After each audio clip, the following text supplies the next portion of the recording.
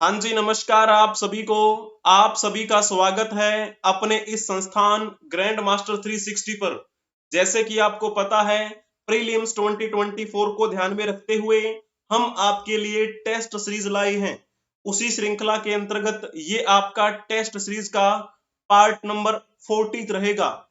तो चलिए जी, पहला क्वेश्चन आपकी स्क्रीन पर दिखाई दे रहा है, बताने का प्रयास करेंगे। और ये क्वेश्चन आपका यूपीएससी में 2015 में पूछा गया था। मध्यकालीन भारतीय राज्य और वर्तमान क्षेत्र के आधार पे आपको मैच करना है और बताना है कि कौन सा ऑप्शन इसमें से ठीक रहेगा।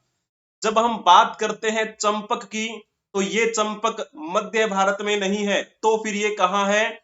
ये तो जी आप कहेंगे चंबा में है। और चंबा कहाँ का क्षेत्र है?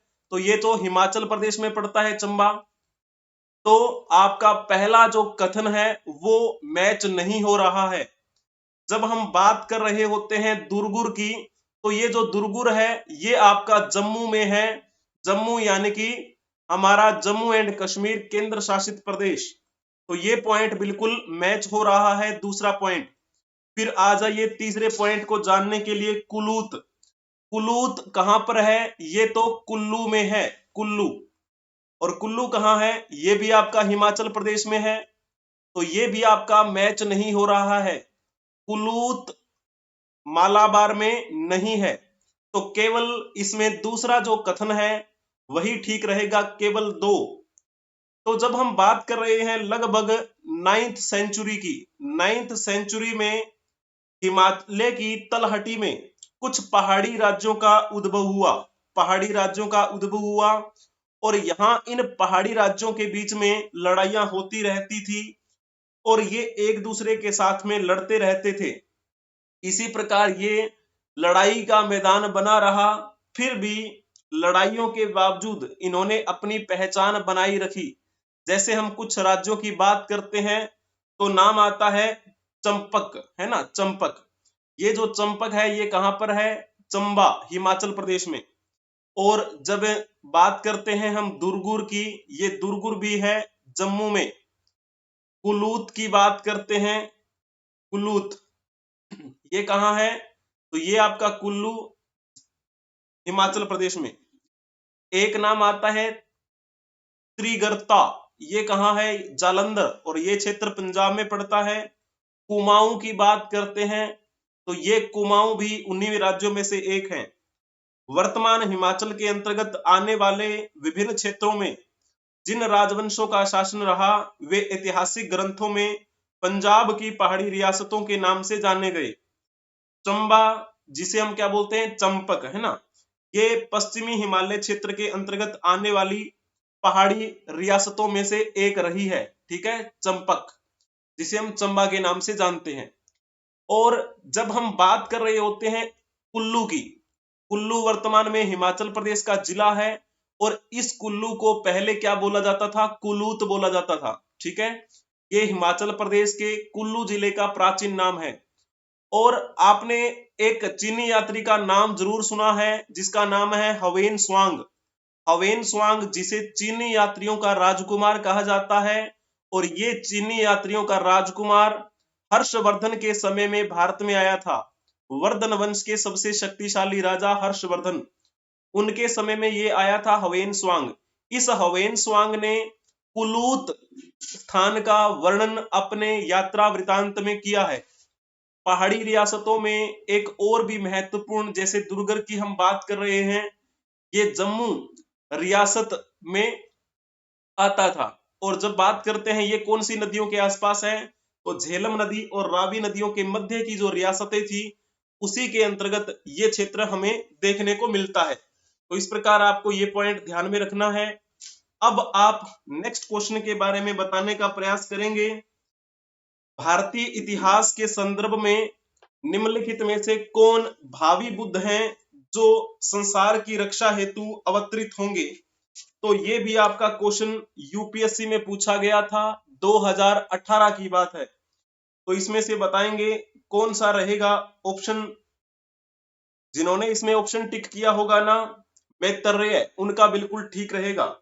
जब हम बात करते हैं पाली परंपरा की, तो पाली परंपरा यानी कि पाली भाषा जो विकसित हुई थी 6ठी सदी ईसा पूर्व में। तो जितने भी हमें बुद्धिज्म के पुराने स्रोत मिलते हैं, पुराने लिटरेचर मिलते हैं, वो पाली भाषा में ही लिखे हुए मिलते हैं। तो उस पाली परंपरा के अनुसार जो मैत्रेय है ना, यही मैत्रेय भावी बुद्ध के रूप में जाने जाती हैं, भावी बुद्ध के रूप में जाने जाते हैं मैत्रेय। और इस परंपरा में ये मान्यता है कि इनका जन्म तब होगा जब मनुष्यों का औसत जीवन काल 84,000 वर्षों का होगा। तो ऐसी परंपरा हमें पाली परंपरा के तहत देखने को मिलती है। तो ये आपका 2018 में पूछा गया था। जब हम बात कर रहे होते हैं बुद्ध धर्म की, तो इसके जनक कौन माने जाते हैं? महात्मा बुद्ध, महात्मा बुद्ध। और जिनका बचपन का नाम क्या था? सिद्धार्थ, ठीक है ना। और इनको ज्ञान की प्राप्ति कहाँ हुई थी? ज्ञान की प्राप्ति इनको निरंजना नदी के किनारे हुई, निरंजना नदी के किनारे। और कौन से पेड़ के नीचे? तो आप कहेंगे पीपल के पेड़ के नीचे, पीपल के पेड़ के नीचे इनको ज्ञान की प्राप्ति हुई। और इस पीपल के पेड़ को क्या बोला जाता है? बोधि वृक्ष, बोधि वृक्ष। कौन सी जगह पे है ये? तो जिस जगह पे है उसका नाम है बोध गया। बोध गया कहाँ पे? बिहार में। तो आप ये कह सकते हैं बिहार के बोध गया नामक स्थल पर बोधि वृक्ष के नीचे निरंजना नदी के किनारे महात्मा बुद्ध को ज्ञान की प्राप्ति हुई। और इनकी मृत्यु कब हुई? यानी कि महापरिनिर्वाण 483 ईसा पूर्व में इनकी मृत्यु हुई। और पहली बौद्ध संगीति का आयोजन भी 483 ईसा पूर्व में किया गया था, राजा अजात शत्रु के समय में, जो हर्यक वंश के दूसरे राजा थे, जिनको कुणिक के नाम से जाना जाता है। इन्हीं के समय में राजगृह राजधानी में ये पहली बौद्ध संगीति का आयोजन किया गया था। ठीक है, तो इस प्रकार आपको ये पॉइंट ध्यान में रखना है। चलो जी, अब हम बात करते हैं भारत के राष्ट्रीय चिन्ह के बारे में। तो आप ये क्वेश्चन बताने का प्रयास करेंगे कि भारत का राष्ट्रीय चिन्ह कब अपनाया गया था? जल्दी से बताएं। भारत सरकार ने राष्ट्रीय चिन्ह 26 जनवरी 1950 को अपनाया था। ये वही दिन है जिस दिन हमारे भारत का संविधान लागू हुआ।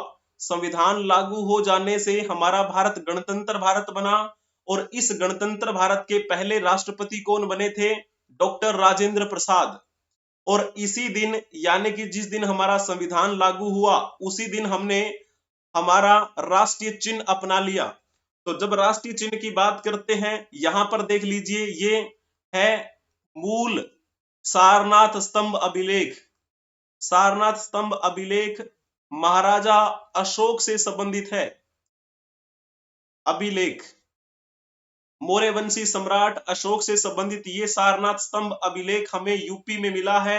और इसी की ही एक प्रतिकृति यानी कि एक कॉपी हमने हमारे नेशनल एम्बलम के रूप में स्वीकार की हुई है।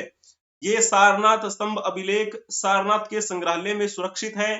जब हम इस मूल सारनाथ स्तंभ अभिलेख की बात करते हैं, तो इसमें 4 शेर हैं। एक का मुख पीछे है जो हमें दिखाई नहीं देता, तो हमें 3 शेर दिखाई देते हैं। इसकी ही कॉपी हमने हमारे नेशनल एम्बलम के रूप में स्वीकार की हुई है।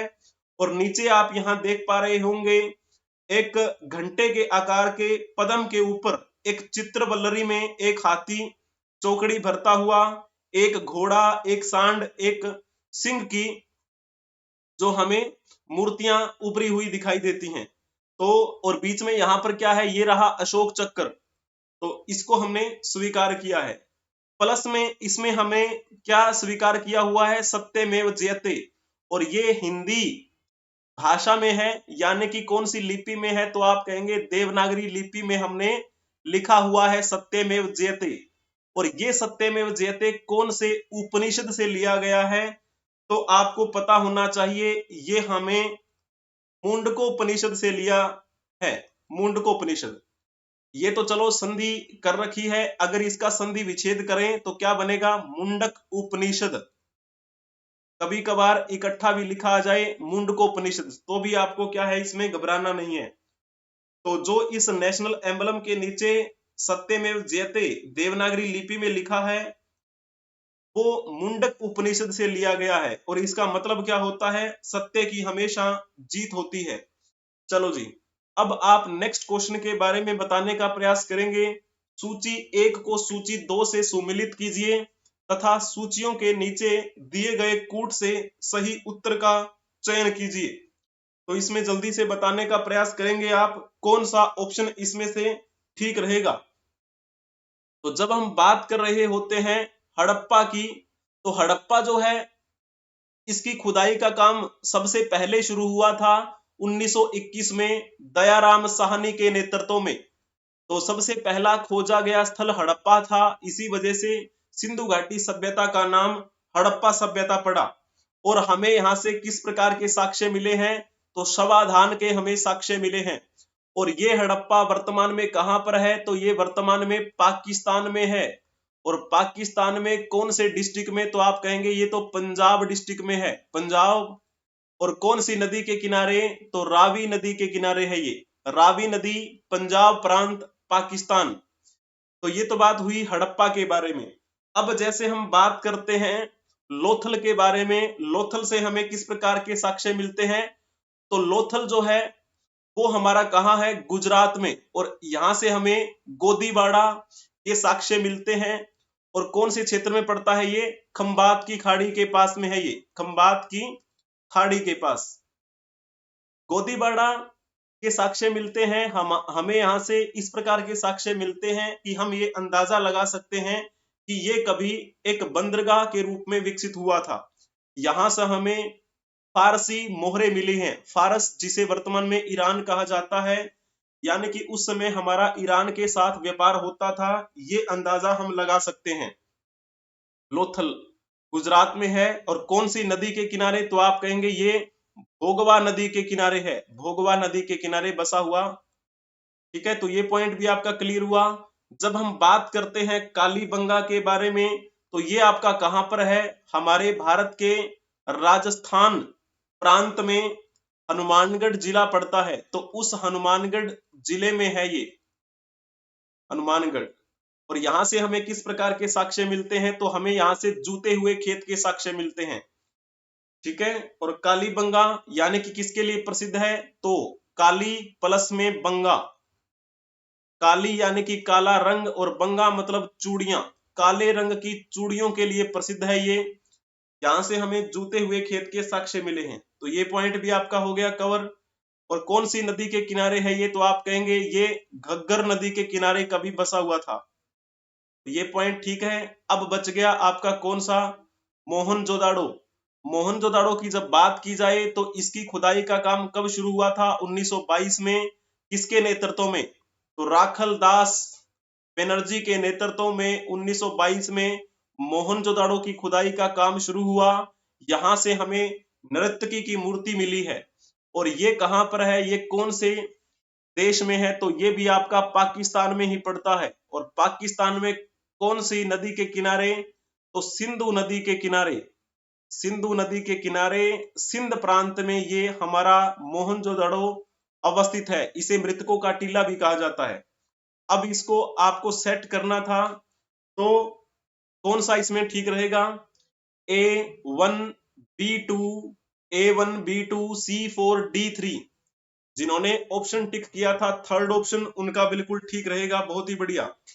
अब आप इनके बारे में बताने का प्रयास करेंगे। नेक्स्ट क्वेश्चन, संस्कृत महाकाव्य महाभारत का अनुवाद अकबर के शासनकाल में फारसी भाषा में किया गया, इसे किस नाम से जाना जाता है, तो जल्दी से बताने का प्रयास करेंगे। जब हम अकबर की बात करते हैं तो ये कौन, ये जलालुद्दीन मोहम्मद अकबर, इसका पूरा नाम था जलालुद्दीन मोहम्मद अकबर। और ये तैमूर वंशावली के गुलाम वंश का तीसरा शासक हुआ। जहीरुद्दीन मोहम्मद बाबर का ये पौत्र था, नसीरुद्दीन हुमायूं का ये बेटा था। इसका टाइम पीरियड 1556 से लेकर 1605 तक का रहा।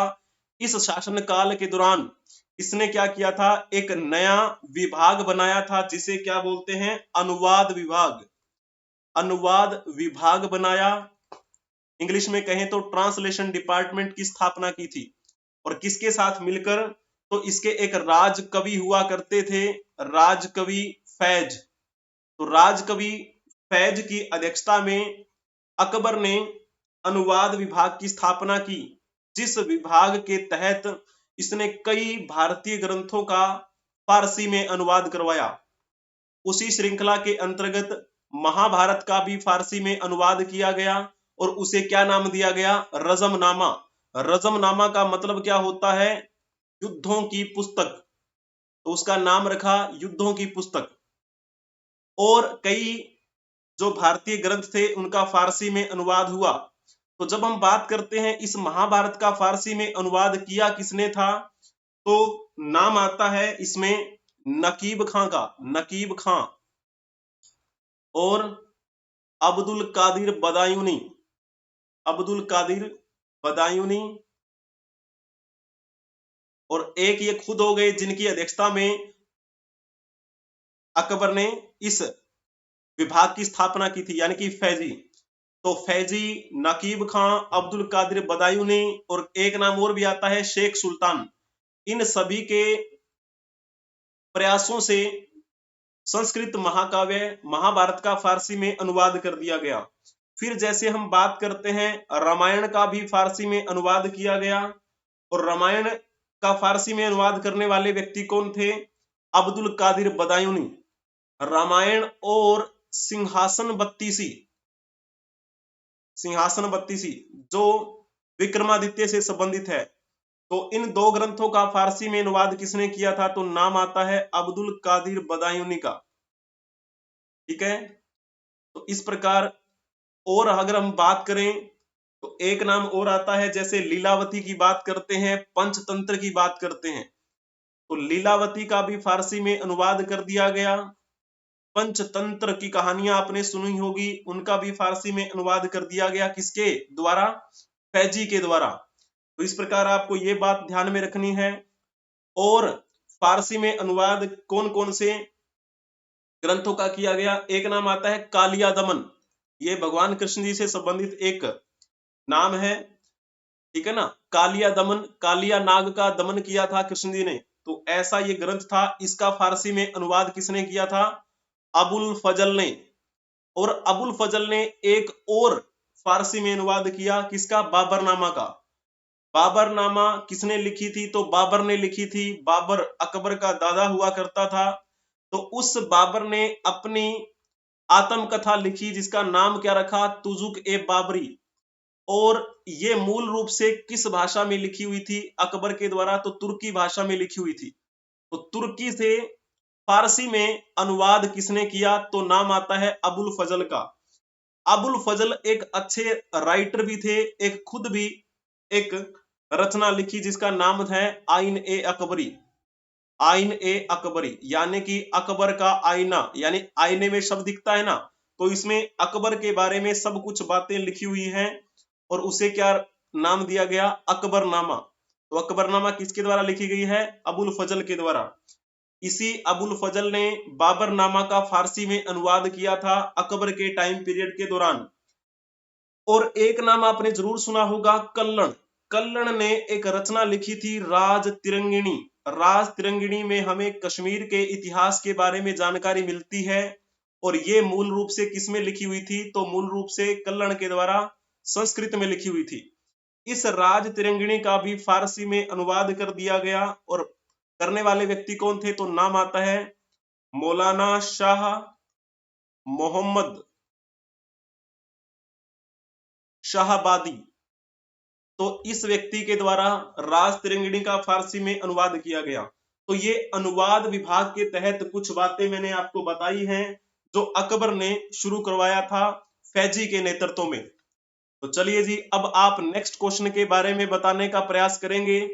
धर्मट की लड़ाई निम्नलिखित में से किसके बीच लड़ी गई? तो इसमें से कौन सा ऑप्शन ठीक रहेगा? जल्दी से आप बताने का प्रयास करेंगे। जिन्होंने इसमें ऑप्शन टिक किया होगा ना, औरंगजेब और दारा शिकोह, उनका बिल्कुल ठीक रहेगा, बहुत ही बढ़िया। ये बात है 1658-59 के आसपास की, जब दारा शिकोह और औरंगजेब एक दूसरे के सामने लड़ते हुए दिखाई दे रहे थे।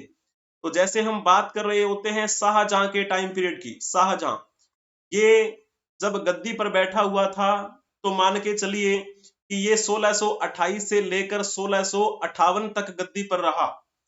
इस शाहजहां ने सोचा था कि इसका बेटा दारा शिको गद्दी पर बैठेगा और इसका मन भी यही था कि दारा शिको को गद्दी दे दी जाए, क्योंकि दारा शिको काफी पढ़ा लिखा विद्वान व्यक्ति था और दारा शिको की सिखों के गुरुओं के साथ अच्छी उठ बैठ थी और दारा शिको को शाह बुलंद इकबाल की उपाधि शाहजहां ने दे दी, शाह बुलंद इकबाल। तो शाहजहां ने दारा शिको को शाह बुलंद इकबाल की उपाधि देते हुए अपना उत्तराधिकारी घोषित कर दिया। जब पता लगा औरंगजेब को कि उसके भाई दारा शिको को उत्तराधिकारी बना दिया है, तो इसीलिए फिर क्या है, जो औरंगजेब है उसको गुस्सा आया और उसने अपने भाई के खिलाफ विद्रोह कर दिया। तो फिर दोनों की लड़ाई हुई जिसे हम कहते हैं धर्मट की लड़ाई। तो धर्मट के खुले मैदान के बीच में ये लड़ाई हुई थी। और जब हम बात करते हैं इस लड़ाई में दारा शिको के साथ में कौन थे, तो नाम आता है जसवंत सिंह राठौड़। तो जसवंत सिंह राठौड़ को भी हरा दिया था इसमें औरंगजेब ने, ठीक है ना। और औरंगजेब ने इसमें तोप खाने और बेहतरीन रणनीति में बढ़त हासिल करते हुए यह लड़ाई जीत ली थी। इस लड़ाई में दारा शिको की जो फौज थी उसकी बुरी हार हुई। परिणाम स्वरूप यहां से क्या है, इनको खदेड़ दिया गया। फिर दोबारा से एक लड़ाई आपको और दिखाई देती है, सामूगढ़ की लड़ाई, है ना। तो फिर 2-3 लड़ाइयां हुई थी दारा शिको और औरंगजेब के बीच में। फाइनली औरंगजेब ने क्या कर दिया, अपने भाई को पकड़ लिया और अपने भाई की हत्या करवा दी और खुद गद्दी पर बैठ गया और अपने पिता शाहजहां को आगरा के किले में कैद कर दिया। ठीक है, तो इस प्रकार की कहानी थी। यहां पर आप ये फोटो देख पा रहे होंगे, छत्रसाल, ये एक वेब सीरीज है, अगर आप देखना चाहें तो देख सकते हैं, MX प्लेयर पे मिल जाएगी आपको। नाम ही है इसका छत्रसाल। जब आप मध्य काल में यानी कि मध्य भारत की यात्रा करेंगे तो वहां पर बुंदेला राजा हुए थे, छत्रसाल बुंदेला, जिन्होंने औरंगजेब का डटकर मुकाबला किया। उन्हीं से संबंधित है ये छत्रसाल। बहुत ही प्यारी आपको ये वेब सीरीज देखने को मिलेगी। तो यहाँ पर आप चेक कर सकते हैं, देख सकते हैं। औरंगजेब के बारे में भी आपको समझने का मौका मिलेगा, छत्रसाल बुंदेला के बारे में भी जानकारी मिलेगी और इसी के साथ में छत्रपति वीर शिवाजी महाराज के बारे में भी आपको इसमें जानकारी मिलेगी। तो उस समय क्या क्या राजनीतिक गतिविधियां थी, किस प्रकार से औरंगजेब अपने इस्लाम का प्रचार करना चाहता था, तो वो सारी की सारी बातें जो है इसमें देखने को मिलेगी। क्योंकि औरंगजेब क्या था, वो दार उल इस्लाम का समर्थक था, ठीक है, और वो एक सुन्नी मुसलमान था। उसका अंतिम यही था उद्देश्य कि सभी क्या है, इस्लाम धर्म को स्वीकार कर लें। इसी के चलते तो आपको पता है सिखों के 9वें गुरु को भी, सिखों के 9वें गुरु कौन थे, गुरु तेग बहादुर। तो गुरु तेग बहादुर को भी उसने इस्लाम धर्म कबूल करवाना चाहा था, लेकिन गुरु तेग बहादुर जी ने क्या किया, उन्होंने स्पष्ट मना कर दिया, जिसकी वजह से गुरु तेग बहादुर की हत्या करवा दी थी औरंगजेब ने। और जहां पर इनका शीश कटवाया गया उस गुरुद्वारे का नाम क्या है, शीशगंज साहिब। शीशगंज साहिब कहाँ बना हुआ है, ये बना हुआ है जो अपना पुरानी दिल्ली रेलवे स्टेशन है ना, उसके पास में एक चौक पड़ता है, चांदनी चौक। तो उसी चांदनी चौक में जब आप जाएंगे तो वहां पर आपको ये गुरुद्वारा मिलेगा, जो इस बात की याद दिलाता है कि गुरु तेग बहादुर ने इस्लाम धर्म कबूल नहीं किया, जिसकी वजह से औरंगजेब ने उनकी हत्या करवा दी। तो चलिए जी, अब आप नेक्स्ट क्वेश्चन के बारे में बताने का प्रयास करेंगे। ये क्वेश्चन भी आपका यूपीएससी में पूछा गया था एक बार, तो जल्दी से आप इसमें बताएंगे कौन सा ऑप्शन ठीक रहेगा। निम्नलिखित युग्मों पर विचार करना है आपको। प्रसिद्ध स्थान और उनसे संबंधित नदियों के नाम यहाँ पर लिखे हुए हैं, तो जल्दी से आप बताएं। जिन्होंने इसमें ऑप्शन टिक किया होगा 1 और 2, उनका बिल्कुल ठीक रहेगा। जैसे हम बात करते हैं पंढरपुर की, तो पंढरपुर ये एक धार्मिक स्थान है और ये चंद्रभागा नदी के किनारे बसा हुआ है, ये बात बिल्कुल ठीक है। कौन से राज्य में है, तो आप कहेंगे महाराष्ट्र राज्य में शोलापुर जगह पड़ती है, वहां पर है ये। धार्मिक स्थल चंद्रभागा नदी के किनारे। तो ये पॉइंट बिल्कुल ठीक लिखा हुआ है, ये एक धार्मिक स्थल है। और मध्यकाल में जब हम बात करते हैं, ये पंढरपुर किसके लिए प्रसिद्ध था? तो विठल भगवान की पूजा होती थी, विठल स्वामी के मंदिर के लिए ये प्रसिद्ध है, विठल स्वामी के मंदिर के लिए प्रसिद्ध स्थल है ये पंढरपुर। फिर जब हम दूसरे पॉइंट की बात कर रहे होते हैं, यानी कि तिरुचिरापल्ली, तो तिरुचिरापल्ली कहां पर है? तो आप कहेंगे ये भी कावेरी नदी के किनारे बसा हुआ है, लेकिन इसका राज्य का नाम अलग है। तो ये तिरुचिरापल्ली कहां पे है? तमिलनाडु में। तमिलनाडु में कावेरी नदी के किनारे बसा हुआ एक प्रसिद्ध स्थल। फिर हम तीसरे पॉइंट की बात करते हैं हम्पी के बारे में। जो हम्पी है वो कहां पर है? तो ये आपका कर्नाटक में है, कर्नाटक में। तो ये कौन सी नदी के किनारे है? ये तो आपका तुंगभद्रा नदी के किनारे है, तुंगभद्रा नदी।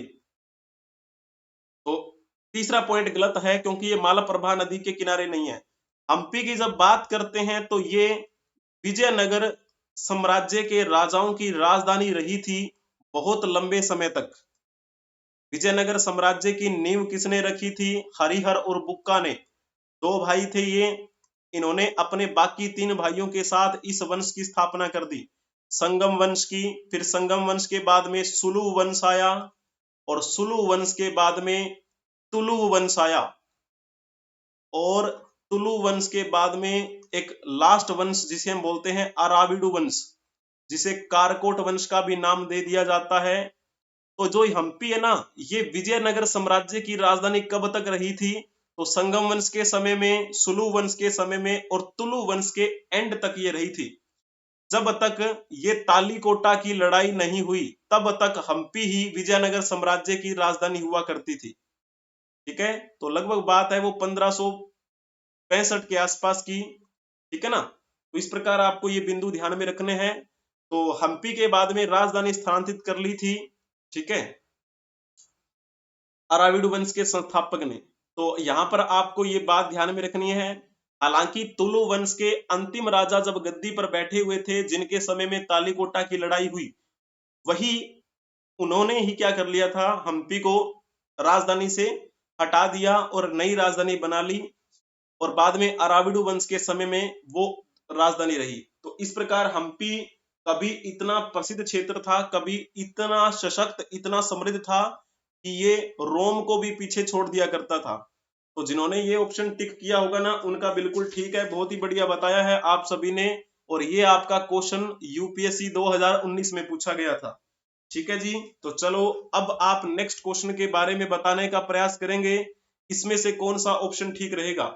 निम्नलिखित में से रिक्त स्थान मदन मोहन मालवीय से संबंधित नहीं है। तो इसमें जल्दी से आप बताने का प्रयास करेंगे, जो संबंधित नहीं है वो बताना है आपको। जिन्होंने लिखा होगा ना ऑप्शन डी, उनका बिल्कुल ठीक रहेगा।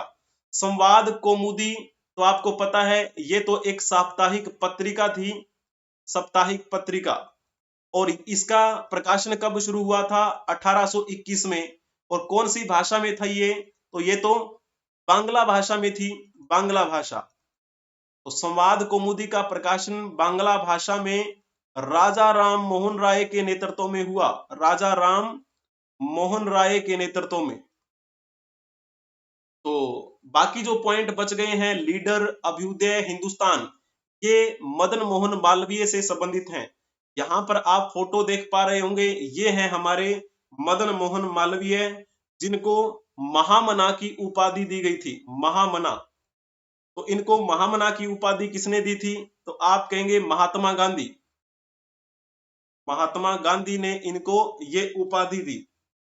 और वह नरमपंथी और गर्मपंथी दोनों के विचारधारा के नेतृत्व करते थे, यानी कि एक मध्यस्थता किस प्रकार से की जाती है, ये इनसे हम सीख सकते हैं। तो जब हम बात करते हैं, इन्होंने भारतीय राष्ट्रीय कांग्रेस के अधिवेशनों में 2 बार अध्यक्षता की थी। एक अधिवेशन 1909 में हुआ था लाहौर में, उसमें अध्यक्षता की, और एक अधिवेशन 1918 में हुआ था दिल्ली में, उसमें भी अध्यक्षता मदन मोहन मालवीय ने की थी। ठीक है, फिर जैसे हम बात कर रहे होते हैं इनको एक उपाधि और दी गई थी, ठीक है, इसके अलावा, महामना के अलावा। तो जैसे हम बात कर रहे होते हैं इन्होंने और किस प्रकार की मतलब कार्य किए, तो इन्होंने बनारस हिंदू यूनिवर्सिटी का जो उद्घाटन किया, उसकी स्थापना की। बात है ये 1916 की। 1916 में बनारस हिंदू विश्वविद्यालय की स्थापना किसके नेतृत्व में की गई थी, तो आप कहेंगे मदन मोहन मालवीय के नेतृत्व में, ठीक है। सत्यमेव जयते शब्द को बहुत लोकप्रिय बनाया इन्होंने। अभ्युदय जो आपसे क्वेश्चन में पूछा गया था, अभ्युदय क्या है, तो ये हिंदी भाषा में आया करती थी और ये हिंदी साप्ताहिक पत्रकारिता है, पत्रिका, अभ्युदय पत्रिका हिंदी साप्ताहिक, ठीक है। और हिंदुस्तान टाइम के निदेशक मंडल के अध्यक्ष भी रहे। फिर इनको भारत रत्न से नवाजा गया मरणोपरांत। तो 2014 में इनको भारत रत्न पुरस्कार दिया गया था, ठीक है ना। चलिए जी, अब इन्हीं के नाम पे 2016 में एक एक्सप्रेस बनाया गया जो जाता है वाराणसी से नई दिल्ली। वाराणसी से नई दिल्ली जो एक्सप्रेस है ना, उसका नाम क्या है, वाराणसी नई दिल्ली महामना एक्सप्रेस। तो ये पॉइंट आपको इनसे संबंधित ध्यान में रखना है, ठीक है। 1861 से लेकर 1946 तक ये यहाँ इस धरती पर रहे।